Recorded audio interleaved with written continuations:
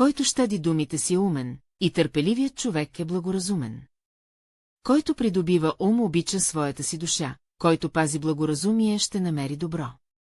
Чрез твоите правила станах разумен, затова мразя всеки лъжлив път.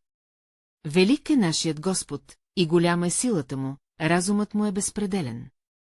Ако приемеш думите ми и запазиш заповедите ми при себе си, така щото да преклониш ухото си към мъдростта и да предадеш сърцето си към разума, ако призовеш благоразумието, и издигнеш глас си към разума, ако го потърсиш като сребро, и го подириш като скрити съкровища, тогава ще разбереш страха от Господ и ще намериш познанието за Бога.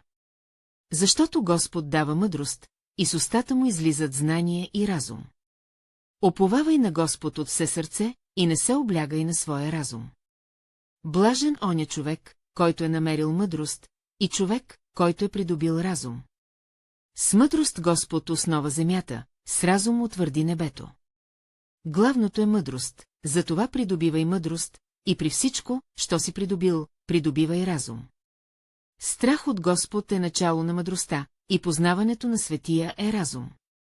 Здравият разум дава благодат, а пътят на коварните е неравен. Сърцето на разумния търси знание, а устата на безумните се хранят с глупост. На безумния глупостта е радост, а разумен човек ходи по прав път. За разумния пътят на живота върви нагоре, за да се отклони от ада долу. Който отхвърля поуката, презира своята си душа, а който слуша изобличението, придобива разум. Колко по-желателно е придобиването на мъдрост, отколкото злато. И придобиването на разум е за предпочитане, отколкото на сребро.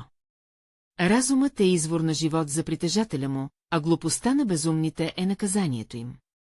Сърцето на благоразумния придобива разум, и ухото на мъдрите търси знание. Намерението в сърцето на човека е като дълбока вода, но разумен човек ще го извади. Който уповава на своето си сърце е безумен, а който ходи разумно, той ще се избави. Кой от вас е мъдър и разумен?